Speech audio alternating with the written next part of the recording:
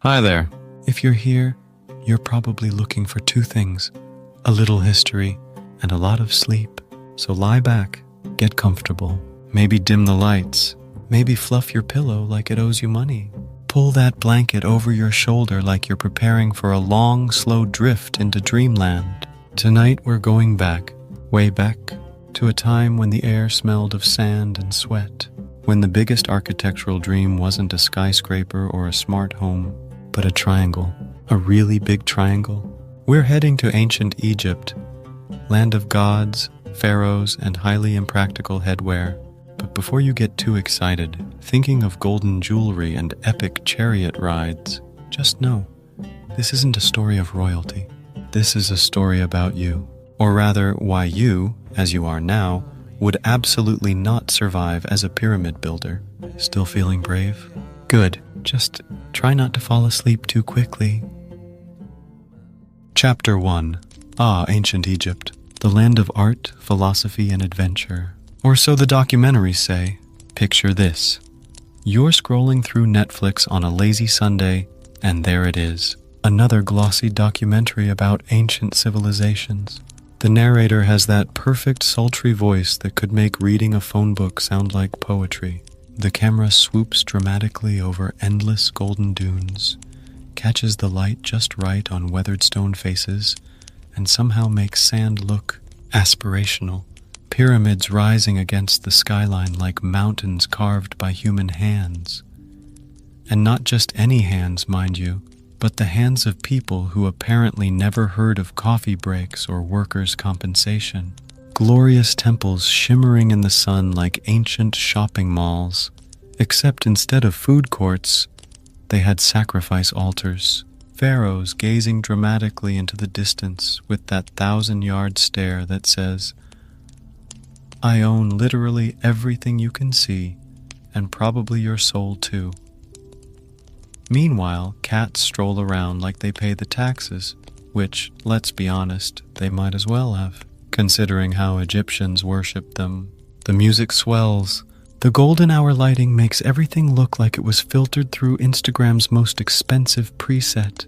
Even the sand looks perfectly arranged, as if someone came through with a tiny rake each morning, like a Zen garden, but with more mummification. It all sounds so romantic, so mysterious, so filled with ancient wisdom and timeless beauty. But hold on there, time-traveling dreamer. Before you start fantasizing about your life as an ancient Egyptian, let's pump the brakes on that chariot of delusion. You, dear listener, would not be a pharaoh. Despite what your 4th grade teacher told you about following your dreams, the statistical probability of you being born into divine royalty is roughly equivalent to winning the lottery while being struck by lightning during a solar eclipse. You wouldn't even be one of those mysterious high priests with cool eyeliner and a habit of whispering dramatically about the mysteries of the afterlife. You know the type. They show up in movies wearing elaborate headdresses, speaking in riddles, and looking like they just stepped out of an ancient Egyptian spa day. Their skin is always flawless, their makeup perfectly applied, and they never seem to sweat despite living in a desert. No, you be hauling limestone in the desert, and not just any limestone. We're talking about blocks of stone that weigh more than your car. Imagine the heaviest thing you've ever lifted. Maybe a washing machine, or your Uncle Bob after Thanksgiving dinner, and then multiply that by about 50. That's your Tuesday morning workout, except instead of a gym membership, your payment is a handful of grain and the privilege of not being beaten with a stick. Because behind every perfect pyramid, behind every Instagram-worthy monument, behind every architectural marvel that defies explanation, spoiler alert, it doesn't, were tens of thousands of sunburnt, sore-backed people dragging rocks the size of refrigerators across blistering sand that could cook an egg in under 30 seconds. They didn't have sunglasses. Can you imagine? No Ray-Bans, no UV protection, no wraparound lenses for maximum coverage. Just squinting. Lots and lots of squinting. Their whole existence was basically one long, painful squint interrupted occasionally by sleep and the odd meal of questionable bread. or SPF. The ancient Egyptians had exactly zero knowledge about sun protection factor. No SPF 30, no SPF 50, no broad spectrum protection. Their idea of sun protection was maybe finding a slightly larger rock to stand behind during lunch break. Sometimes they'd slather on some animal fat mixed with ochre, which was basically the ancient equivalent of baby oil. It made you look shiny while simultaneously guaranteeing you'd fry like bacon. Or unions. No collective bargaining. No workers' rights. No, we demand better working conditions and dental coverage. If you complained about the working conditions, your supervisor would hit you with a stick. If you complained again, he'd hit you with a bigger stick. The ancient Egyptian labor relations department was essentially a man with progressively larger sticks. You know that moment when you stub your toe on the coffee table at 3 a.m. and immediately reevaluate all your life choices? That split second where you question everything. Your furniture arrangement. Your decision to live in this apartment. Your life philosophy. The very nature of existence itself. Imagine that feeling every single day. Except instead of a toe, it's your whole existence. Instead of a coffee table, it's a 2-ton block of limestone that just crushed your foot because the rope broke and your coworker sneezed at the wrong moment. Instead of 3 a.m. in your comfortable home, it's noon in the desert and the sun is actively trying to murder you. The real ancient Egypt? It was like a never-ending camping trip, with less hygiene and way more yelling. Think about the worst camping experience you've ever had. Maybe it rained all weekend, your tent leaked, the portable toilet was a nightmare, and you ran out of beer on the first night. Now imagine that, but it's not a weekend, it's your entire life. The tent is a mud brick hut that you share with 17 relatives and a goat. The portable toilet is a hole in the ground that you share with the entire neighborhood. And there was never any beer to begin with. Just warm, thick liquid that technically qualified as alcoholic but tasted like someone fermented despair. The weather forecast was always the same. Hot, dusty, with a chance of sandstorm and a high probability of misery. No meteorologist stood in front of a green screen cheerfully announcing sunny and 75. No, it was brutally hot with skin-melting sun and winds that will sandblast your corneas. Still here? Great. Let's keep going, because we're just getting started on this magical mystery tour of ancient Egyptian reality. But first, let's address the elephant in the room. Or should I say, the Sphinx in the sand. You've seen the movies. You've watched the documentaries. You've probably even been to a museum where they've got a perfectly preserved sarcophagus behind glass, lit with soft museum lighting that makes everything look noble and eternal. What they don't mention is the smell. Ancient Egypt was aromatic, and not in a good way. Imagine the strongest, most unpleasant odor you can think of. Now multiply it by the population of a major city. Add the desert heat, throw in some fermentation, a few dead fish from the Nile, and the general lack of modern sanitation. That was just Tuesday morning. The Nile River, source of all life, giver of fertility, sacred waterway of the gods, was basically an ancient sewer system. Sure, it provided water for crops and transportation, but it was also where everyone dumped everything. Garbage, human waste, dead animals, and the occasional inconvenient political rival. The phrase, "don't drink the water," wasn't just good advice for ancient tourists. It was a matter of survival. Yet people drank from it anyway because what choice did they have? Bottled water hadn't been invented yet. Neither had water purification tablets or boiling for safety or basic understanding of germs. You drank from the Nile and hoped for the best. Sometimes you got lucky and only got a mild case of stomach distress. Sometimes you got cholera. Life was like a constant game of Russian roulette, but with beverages. And let's talk about personal hygiene for a moment. You know how you feel when you skip a shower for just one day? That slightly uncomfortable, not quite fresh feeling. Now, imagine that feeling. But it's been 3 months. You've been working in the desert sun every day, and the closest thing to soap is some sand mixed with animal fat. Bathing was a luxury reserved for the wealthy and the occasionally lucky. For everyone else, personal hygiene was more of a theoretical concept.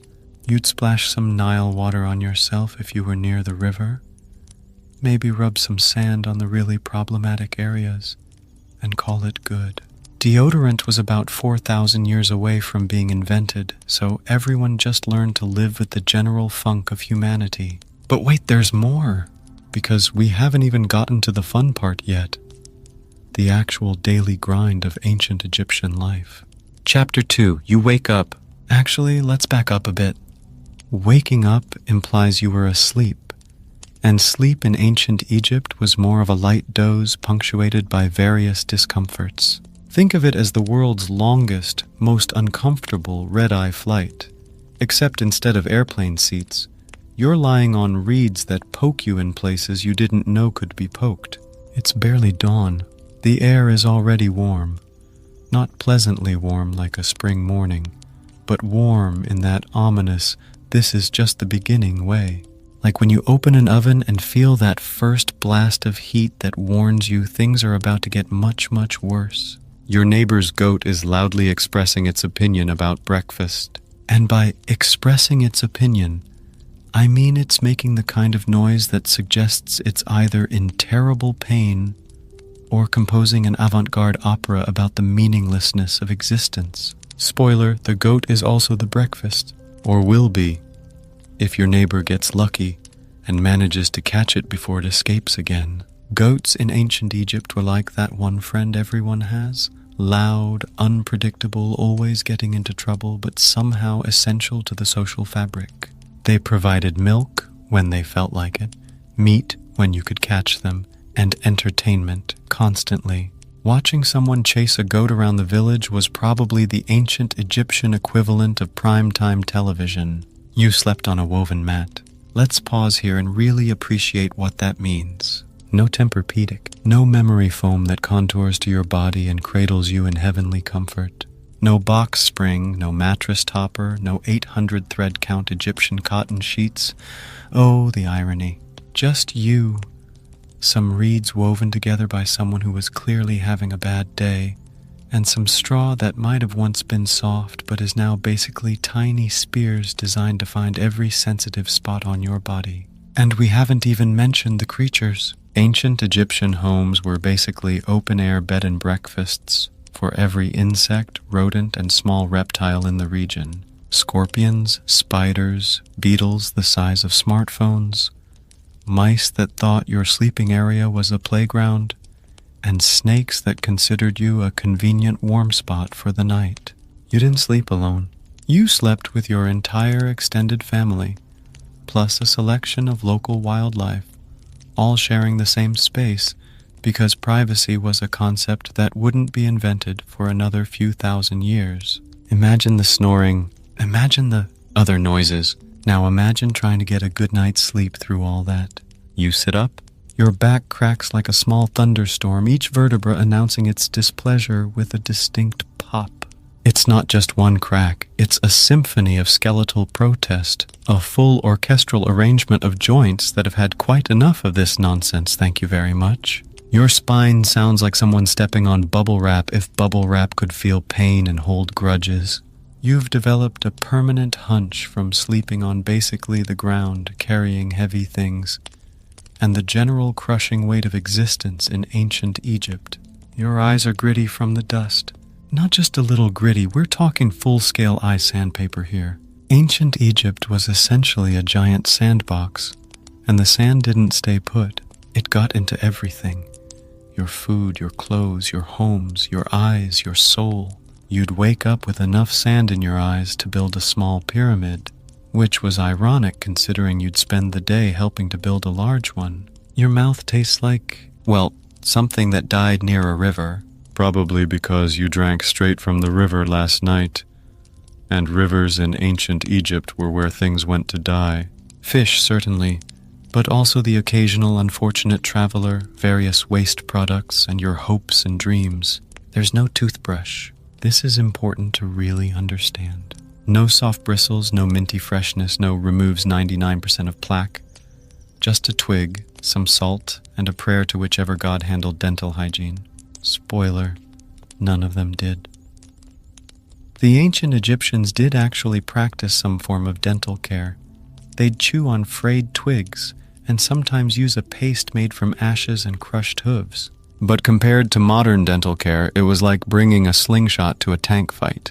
Most people lost most of their teeth by age 30, not from poor diet, but from eating bread that was basically 50% sand due to their grinding stones. Imagine waking up every morning and having to chew on a stick. Not metaphorically, literally chew on a stick to clean your teeth. And the stick wasn't even minty. It was just stick flavored. Sometimes, if you were really unlucky, it was bitter stick or stick that might be poisonous or stick that definitely had bugs living in it. You step outside.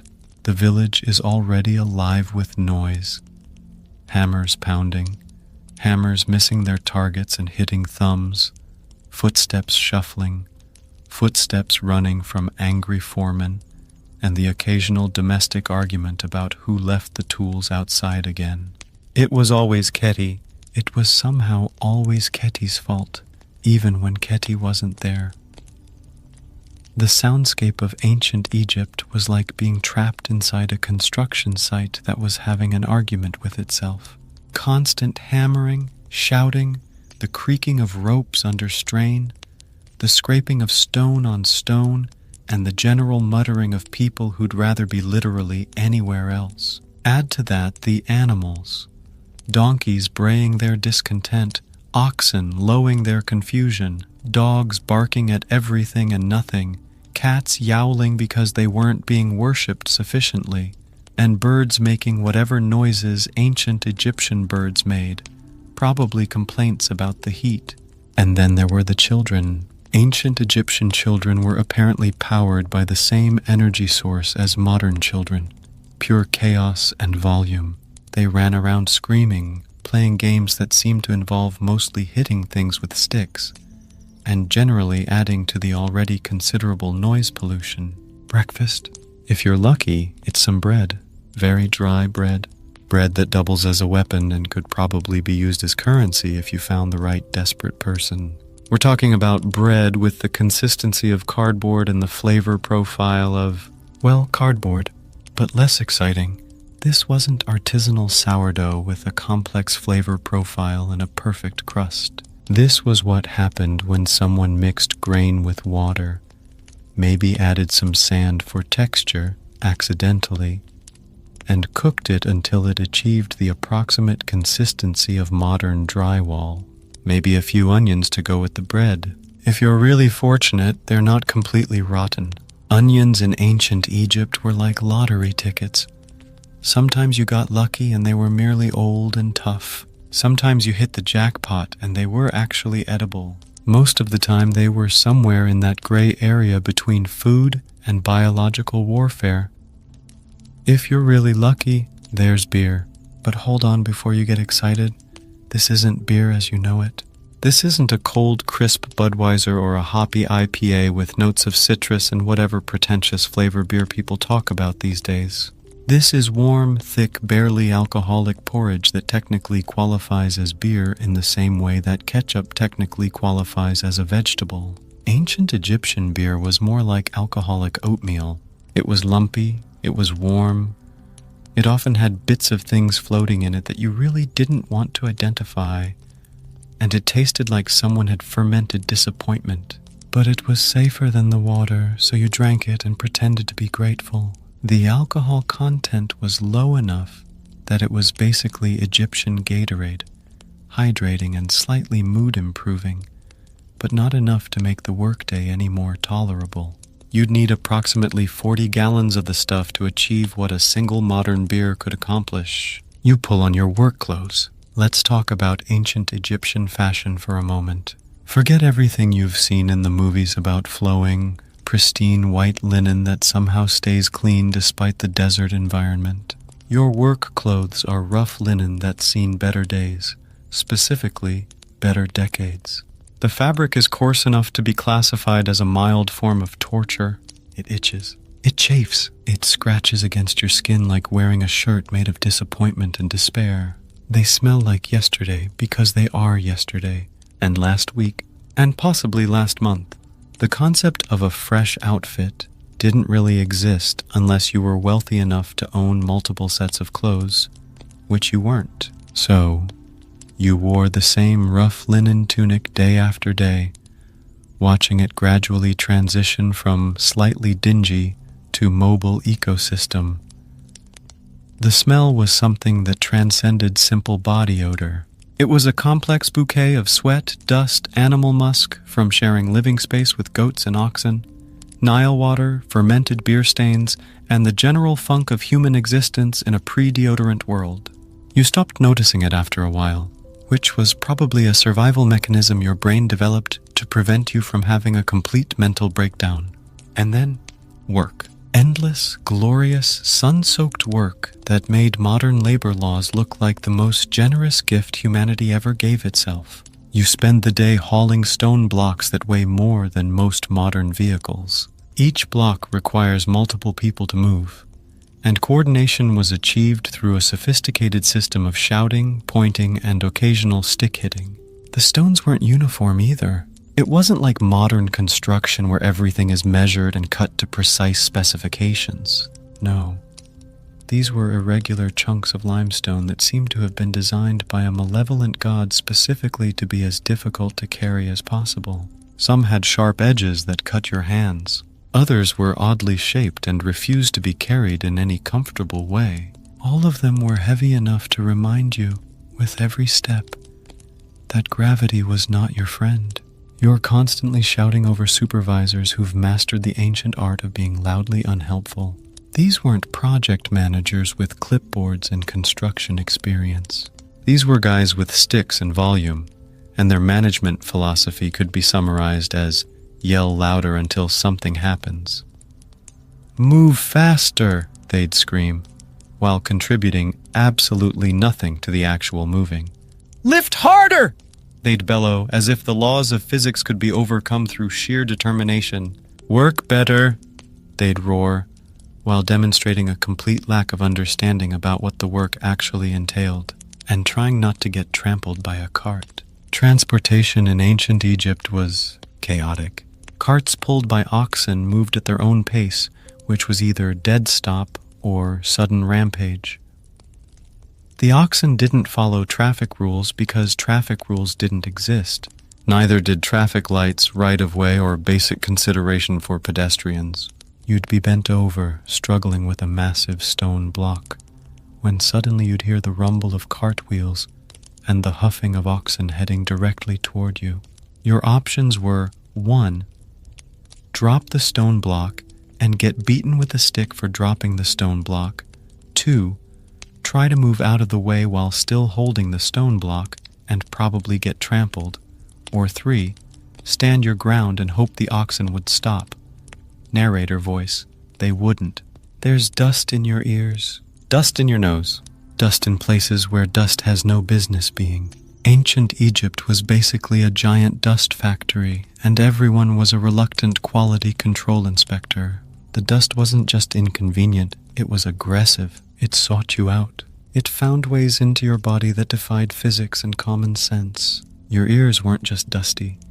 They were essentially small deserts. You'd spend your evenings trying to excavate the day's accumulation of sand and dust from your ear canals, using whatever primitive tools were available. Usually the same stick you used to clean your teeth. Multitasking was essential. Your nose became a sort of dust archive, maintaining a detailed record of everywhere you'd been and everything you'd done. Blowing your nose was like reading your daily itinerary, written in various shades of grit and sand. Your hands are a roadmap of calluses, each one telling the story of a different type of suffering. There were rope calluses from hauling loads, stone calluses from lifting blocks, tool calluses from whatever primitive implements you used, and general-purpose calluses that seemed to appear just because your hands were tired of being soft and decided to become leather instead. The calluses had calluses. Your palms were so rough they could be used as sandpaper, which was actually useful because sandpaper hadn't been invented yet. You could smooth wood with your bare hands, which would have been a neat party trick if parties had existed and if anyone had energy for such frivolity. Your feet haven't felt soft in years. They've evolved beyond the need for softness. They've become leather-like appendages designed for walking on hot sand, sharp rocks, and various unpleasant substances that you'd rather not think about. The soles of your feet were so thick and hardened that you could walk on almost anything without feeling it. This was actually a matter of survival, because shoes in ancient Egypt were a luxury item reserved for the wealthy and the occasionally lucky. Most people went barefoot their entire lives, and their feet adapted accordingly. Your feet became natural shoes, tough, durable, and probably more reliable than any footwear the ancient world could have provided. There's a rash you gave up worrying about last harvest. Actually, there are several rashes. At some point, you just accepted that your skin was going to be perpetually irritated by something. The dust, the rough clothing, the sun, the general hostility of the environment toward human comfort. You'd stopped trying to identify the various skin conditions you'd developed. There was the itchy one behind your left knee, the scaly patch on your elbow, and the mysterious bumps that appeared and disappeared according to some pattern you couldn't figure out. You'd scratched at them for a while, but eventually realized that was only making things worse, so you achieved a sort of détente with your skin problems. Lunch? More bread. Sometimes beans if you're incredibly fortunate, or if someone's goat had been particularly generous the night before. The beans weren't seasoned, they weren't served with a nice sauce, and they definitely weren't organic or locally sourced. Well, technically they were locally sourced, but not by choice. You don't ask questions about the food. This is an important survival strategy. You don't ask what's in it, where it came from, how long it's been sitting in the sun, or why it's making that slightly suspicious noise. You just eat it and hope for the best. Sometimes the bread had things in it that weren't supposed to be there. Bugs, small stones, bits of the grinding wheel, and occasionally unidentifiable chunks that you chewed around and then discreetly spat into the sand when nobody was looking. The beans were often accompanied by onions, and sometimes by things that looked like onions, but might have been something else entirely. Again, you didn't ask questions.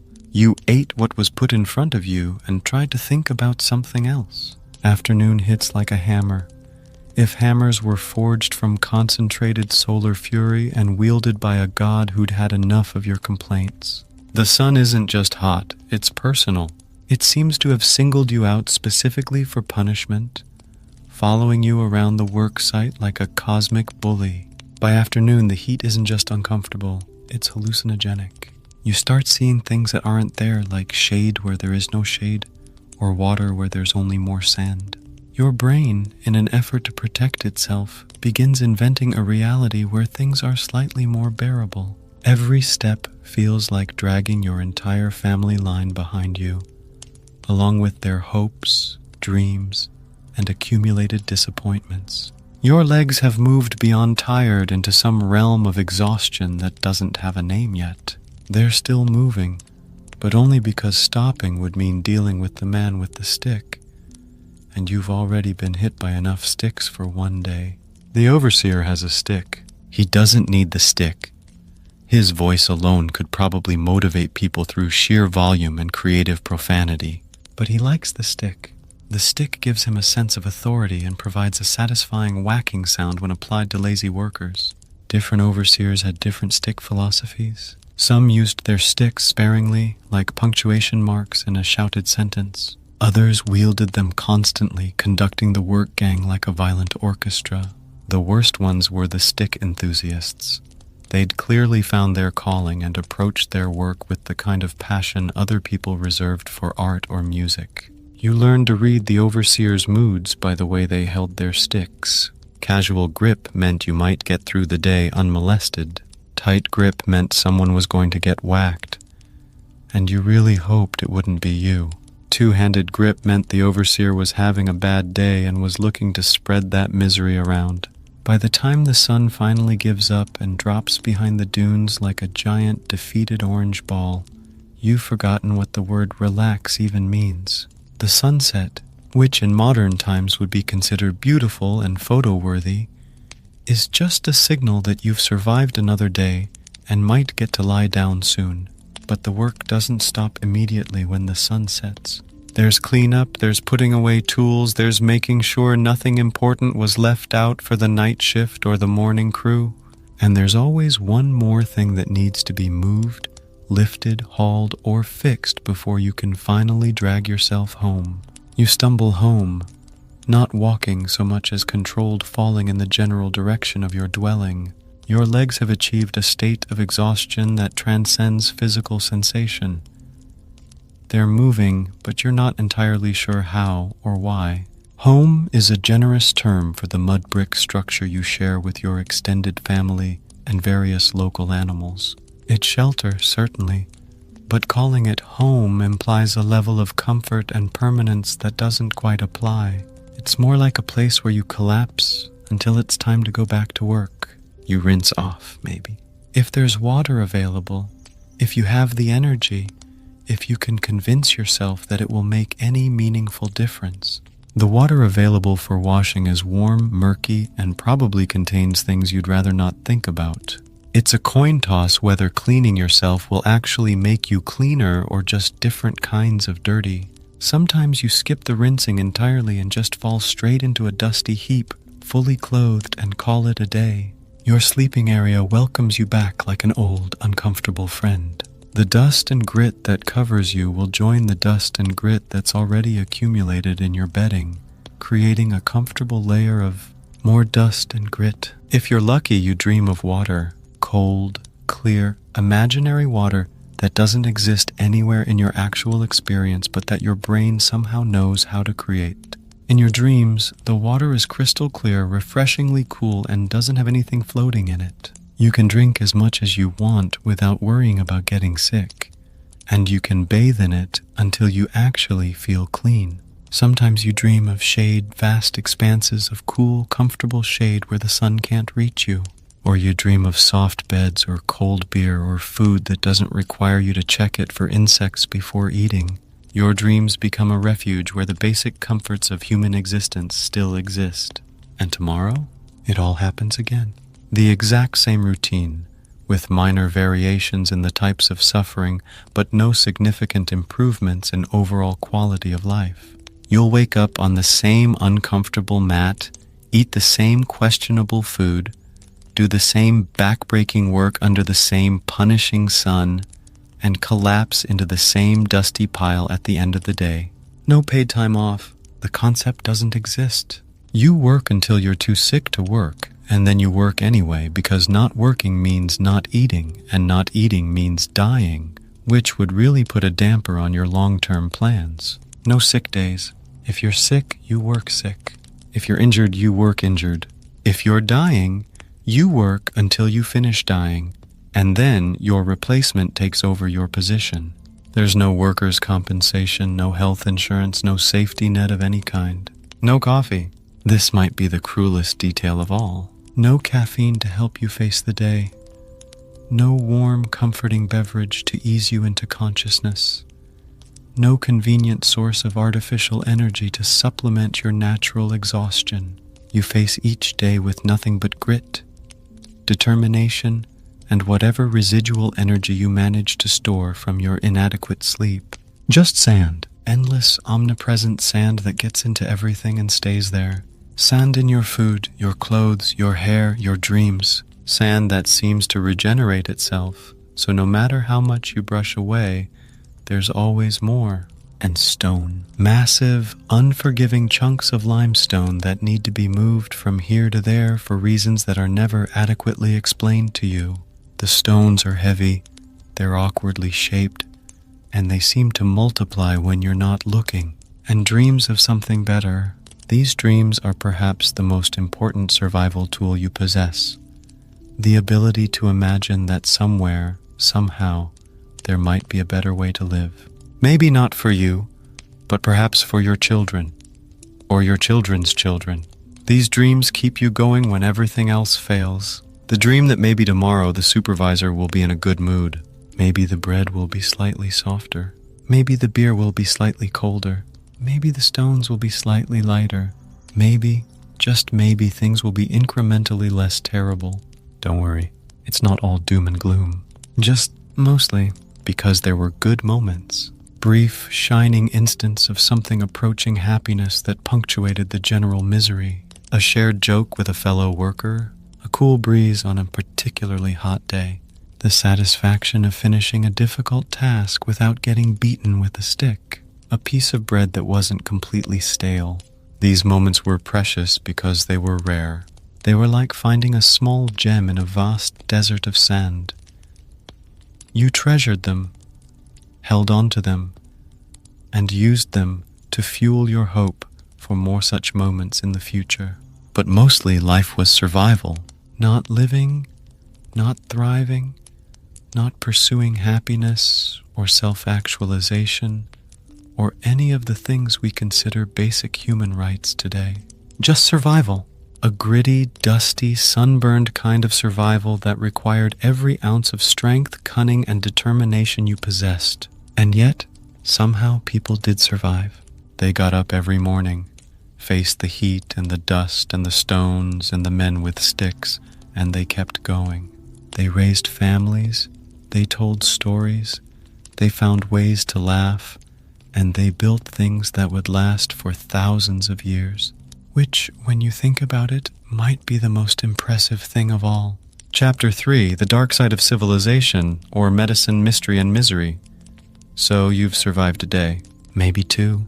Congratulations, you've officially outlasted approximately 30% of the population. Your reward? A closer look at the slightly more horrifying parts of ancient Egyptian life that don't make it into the tourism brochures. Let's talk about medicine, shall we? Picture this. You've got a toothache. Not just any toothache.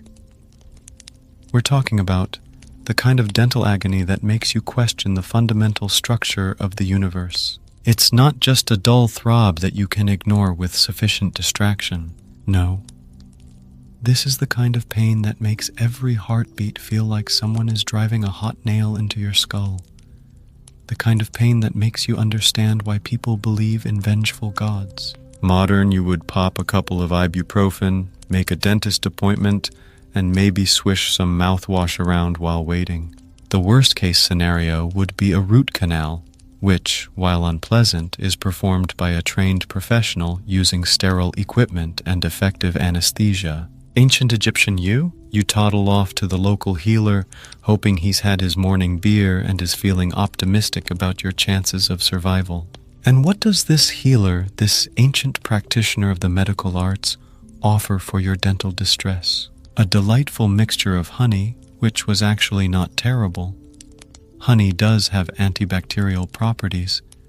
Ground up insects, specifically beetles, because apparently someone decided that what dental pain really needed was more exoskeletons, and a firm, unwavering belief in magic which, surprisingly, didn't heal teeth as effectively as one might hope.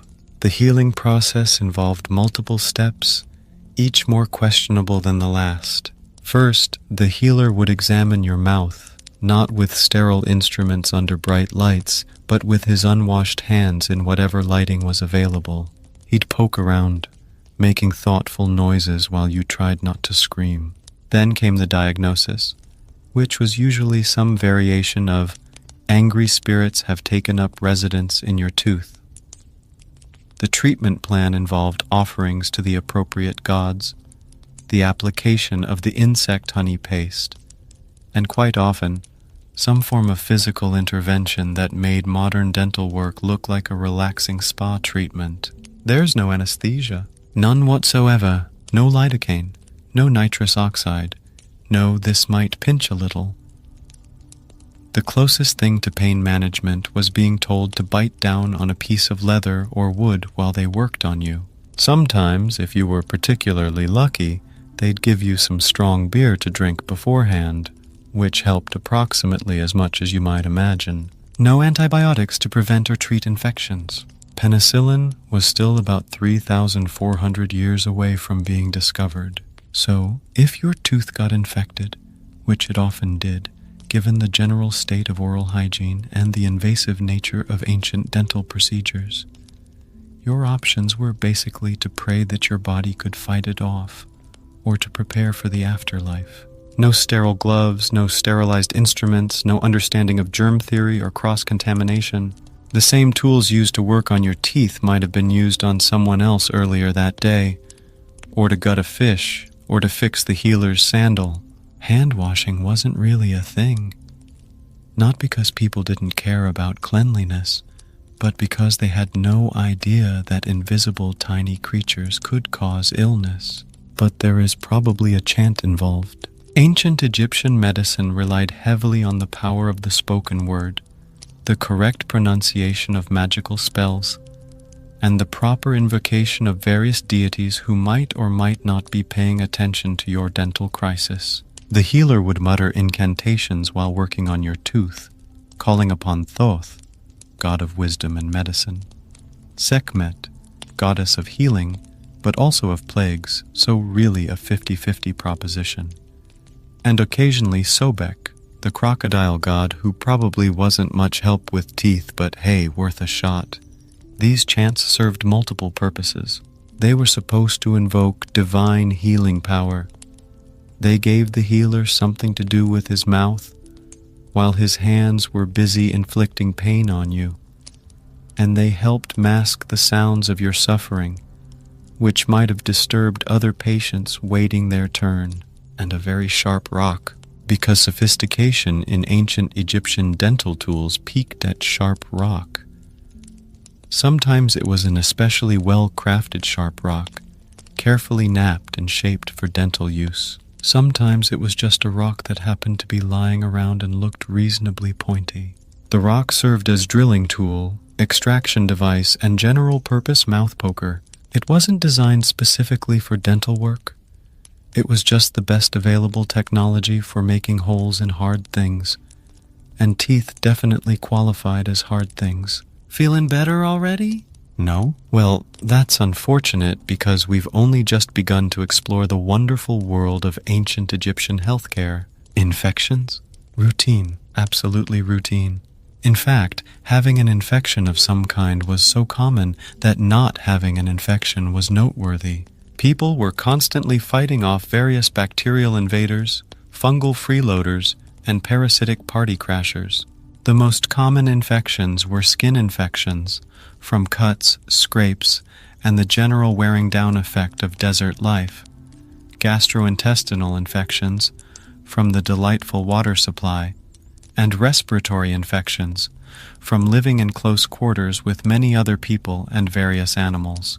Treatment for infections was creative. It involved combinations of herbs, some of which actually worked, animal products, most of which didn't, mineral compounds, which ranged from harmless to actively poisonous, and prayer, effectiveness unclear. Some popular infection treatments included moldy bread. They were accidentally onto something with this one. Penicillin grows on moldy bread, though they didn't know that. Honey mixed with grease.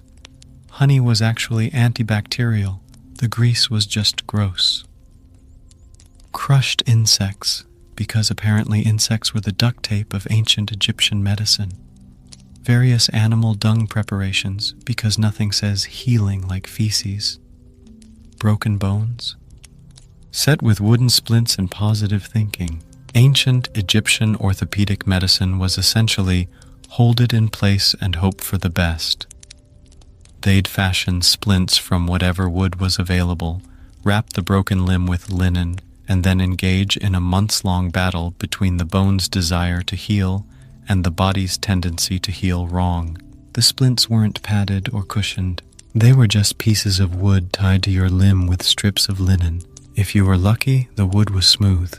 If you weren't, you spent weeks being slowly abraded by rough bark while your bone tried to knit itself back together. And the positive thinking? That wasn't just encouragement, it was medical protocol. The Egyptians believed that mental state directly affected physical healing, so maintaining optimism wasn't just helpful, it was considered essential to recovery. You were expected to remain cheerful and confident while dealing with constant pain, limited mobility, and the very real possibility that your bone would heal crooked and leave you permanently disabled. Physical therapy consisted of gradually increasing movement and hoping nothing went wrong. There were no trained physical therapists, no understanding of proper rehabilitation techniques, no knowledge of how to prevent muscle atrophy or joint stiffness. You just moved when it didn't hurt too much and hoped your body would figure out the rest. Surgery?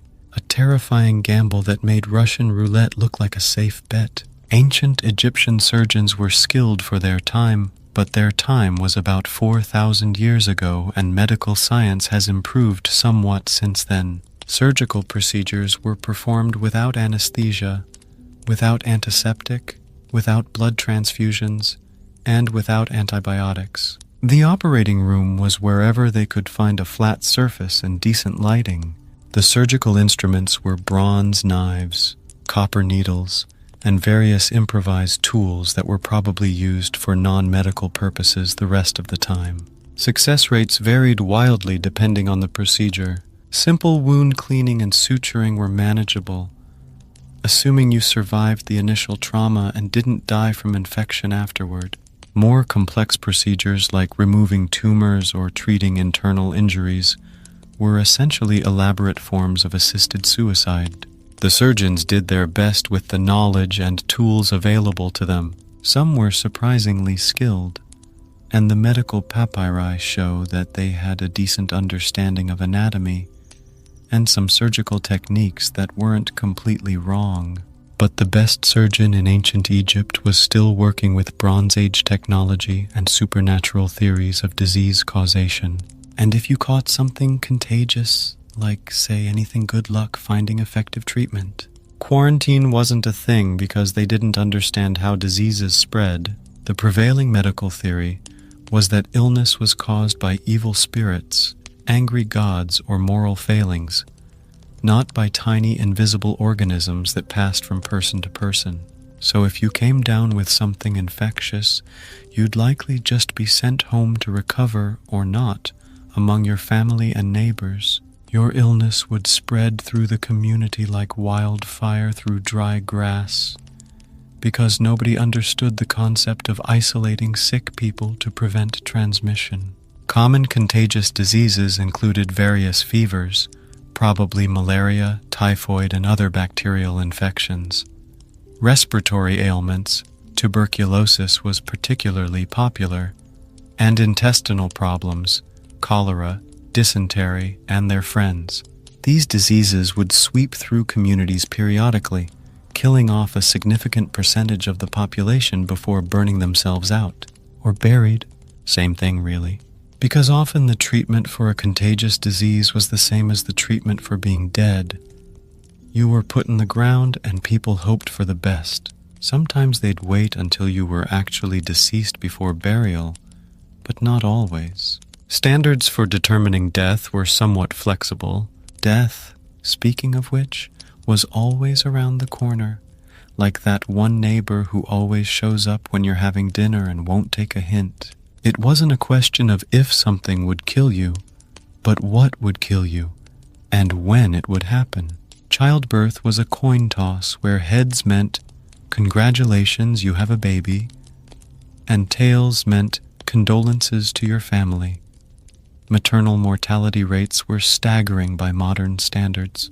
Giving birth was literally a life or death gamble, and the odds weren't great. Women would prepare for childbirth the way modern people prepare for major surgery, by getting their affairs in order and saying goodbye to their loved ones. Many women didn't survive their first birth, and those who did often faced complications that affected their health for the rest of their lives. The birthing process was attended by midwives who were experienced but not trained in any formal medical sense. They knew what had worked in the past and what hadn't, but they had no understanding of sterile technique, no knowledge of anatomy beyond the obvious, and no tools beyond their hands and whatever improvised instruments they could fashion. Infant mortality was equally depressing. A huge percentage of babies didn't survive their first year. Those who made it past infancy had beaten significant odds, but they still faced a lifetime of additional health challenges. Cuts could kill. Not dramatic, obviously fatal cuts. Just regular, everyday cuts that would be minor inconveniences today. A small wound from a bronze tool, a scrape from falling, even something as simple as a hangnail could become infected and lead to blood poisoning. Without antibiotics or proper wound care, any break in the skin was a potential death sentence. People lived in constant fear of injury, not because they were cowards, but because they understood that even minor wounds could have major consequences. The treatment for cuts was to clean them as best as possible, usually with water from the Nile, which wasn't exactly sterile. Apply whatever poultices or pastes were thought to be helpful. Honey was actually a good choice, crushed beetles less so, and pray to the appropriate gods for healing. A bad water source? A community event that no one wanted to attend but everyone was invited to. When the local water supply became contaminated, which happened regularly, entire communities would be struck by disease simultaneously. Imagine an entire village coming down with dysentery at the same time. The sanitation system, already marginal at best, would completely collapse. The few healthy people would be overwhelmed trying to care for the sick, while simultaneously dealing with their own impending illness. These community health crises were devastating not just medically but economically and socially. Work stopped, food production ceased, and social structures broke down as everyone struggled to survive. Communities could take years to recover from a single bad water event, assuming enough people survived to rebuild. Now let's talk work. Because while we're on the subject of things that could kill you slowly and painfully, why not discuss the daily grind? Not everyone was a slave. This is an important distinction that often gets lost in popular depictions of ancient Egypt. Many people were free citizens who chose their work within the limits available to them. But free is relative when your choices are limited to various forms of backbreaking manual labor under the blazing desert sun. But many were slaves. The ancient Egyptian economy relied heavily on forced labor, from prisoners of war to people who'd been sold into slavery to pay debts. These people had no choice in their work assignments, no control over their working conditions, and no hope of improving their situation. Slaves were property, pure and simple. They could be bought, sold, traded, or given as gifts. Their lives belonged entirely to their owners, who could treat them however they chose. Some slave owners were relatively humane, others were not. It was entirely a matter of luck. Others were conscripted, regular folks like you, volunteering for state labor the way a fly volunteers to meet a spider web. The pharaoh had the right to conscript laborers for major public works projects, and when your number came up, you went. You had no choice in the matter. Conscription wasn't temporary military service. It was often a death sentence disguised as civic duty. You'd be marched off to work on some massive construction project, and there was no guarantee you'd ever return home. Many conscripted workers died on the job from exhaustion, accidents, or disease. The conscription system was theoretically fair. Anyone could be selected, but in practice, it disproportionately affected the poor, who couldn't afford to buy their way out or hire substitutes.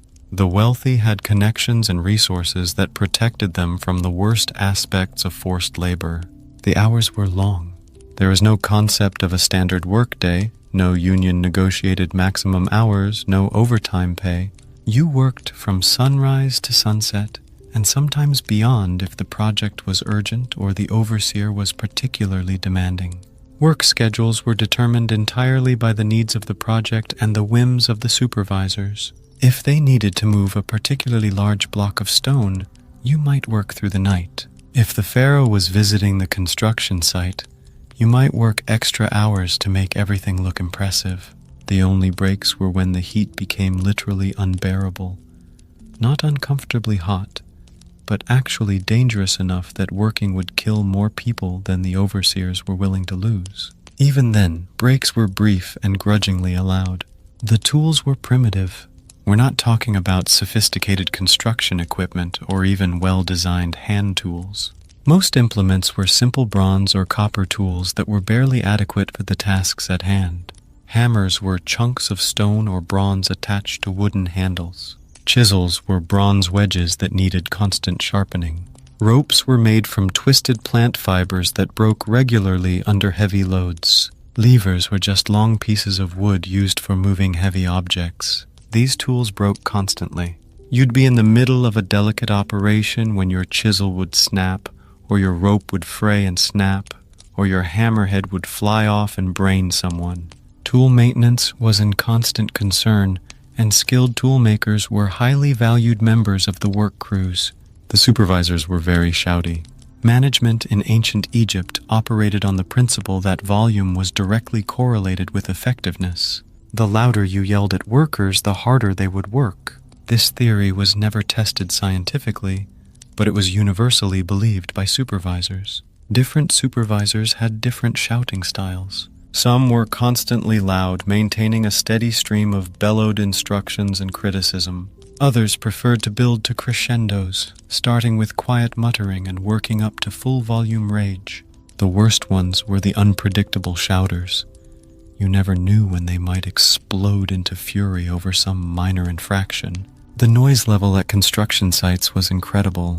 Between the shouting supervisors, the groaning workers, the sounds of stone being moved and shaped, and the general chaos of large-scale construction, you needed to yell to be heard even at close range.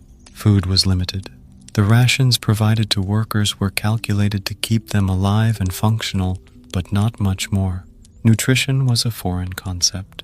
Food was measured in terms of quantity, not quality or balance. A typical worker's daily ration might include a portion of bread, some beer, occasionally some onions or other vegetables, and very rarely a small amount of meat or fish. This diet was monotonous, nutritionally inadequate, and often short in quantity. During times of scarcity, failed harvests, supply problems, or budget constraints, rations would be cut even further. Workers would be expected to maintain the same work output while eating even less. Malnutrition was endemic among the working classes.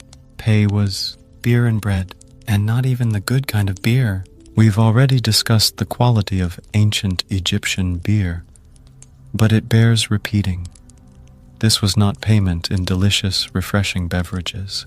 This was payment in barely alcoholic, lumpy, warm liquid that tasted like fermented sadness.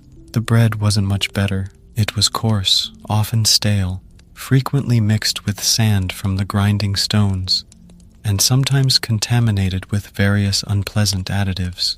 But it was calories, and calories were what kept you alive long enough to work another day.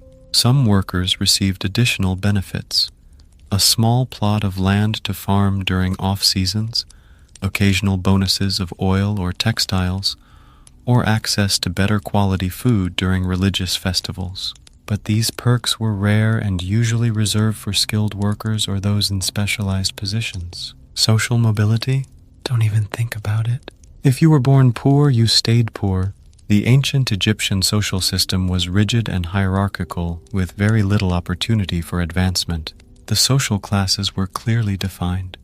Pharaoh at the top, followed by nobles and high priests, then skilled craftsmen and scribes, then farmers and laborers, and finally slaves at the bottom. Moving between these classes was extremely rare and usually required extraordinary circumstances. The idea of finding your passion hadn't been invented yet. You didn't choose a career based on your interests or aptitudes. You did whatever work was available to someone of your social class, and you were grateful to have any work at all. Education was reserved for the wealthy and the priestly classes. If you were born into a working family, you learned to work. Reading and writing were specialized skills that only a small percentage of the population possessed. Without literacy, your options for advancement were severely limited. Oh, and religion. That ruled everything. Every aspect of life was governed by religious considerations, from the timing of agricultural activities to the arrangement of your furniture. You couldn't escape religious obligations even if you wanted to. The gods were always watching. This wasn't a comforting thought about divine protection. This was the constant stress of living under surveillance by cosmic entities who had been known to smite people for relatively minor infractions, always judging, and they were picky. The Egyptian pantheon included hundreds of deities, each with their own areas of responsibility, their own preferences, and their own potential for offense. You had to be careful not to anger any of them, which was challenging because their requirements often conflicted with each other. Your house collapses in a sandstorm? Angry gods. It couldn't possibly be, because houses made of mud bricks weren't designed to withstand high winds and flying debris. No, it was clearly because you'd failed to make proper offerings to Set, god of chaos and storms. Your crops fail? Angry gods. Perhaps you hadn't properly honored Osiris, god of the underworld and agriculture. Or maybe you'd offended Khnum, who controlled the flooding of the Nile. Or possibly Renenutet, goddess of the harvest. With so many agricultural deities, crop failure could be blamed on any number of divine grudges. You stub your toe? Also angry gods. Even minor everyday injuries were attributed to supernatural causes. Maybe you'd walked disrespectfully past a shrine, or forgotten to leave an offering, or just looked at a sacred ibis the wrong way. This constant attribution of misfortune to divine displeasure created a society living in perpetual anxiety. Every setback, no matter how minor, was evidence that you'd somehow failed in your religious duties. So you prayed a lot. Prayer wasn't just a Sunday morning activity. It was an all-day, everyday necessity. You prayed when you woke up, before meals, before starting work, during breaks, before going to sleep, and any time something went wrong. You left offerings, food, beer, flowers, small valuables, anything that might appease the gods and keep them favorable disposed toward you. These offerings represented a significant portion of most people's income, but they were considered essential expenses. The offerings weren't just dropped off at temples. People maintained small shrines in their homes where they could make daily offerings and prayers. These shrines required constant attention and maintenance, adding another layer of responsibility to already busy lives. You lived in mild fear that a crocodile-headed deity was going to smite you for sneezing wrong. Sobek, the crocodile god, was particularly unpredictable. He controlled the Nile and its crocodiles, but he was also associated with fertility and protection. You never knew whether he was going to bless you or eat you. The fear of divine retribution affected every decision. Before taking any significant action, you had to consider which gods might be offended and how to minimize the risk of supernatural punishment. This made even simple decisions complicated and stressful. And when you died, your heart was weighed against a feather. This wasn't metaphorical. Ancient Egyptians believed this literally happened in the afterlife.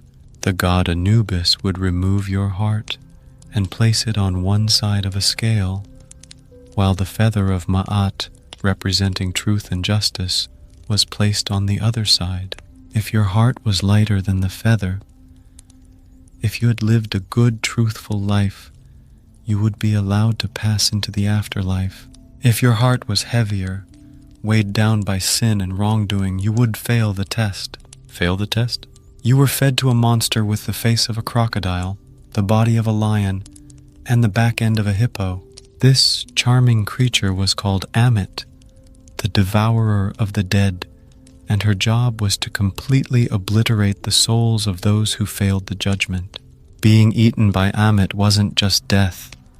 It was the complete annihilation of your existence. You wouldn't go to the underworld. You wouldn't be reincarnated.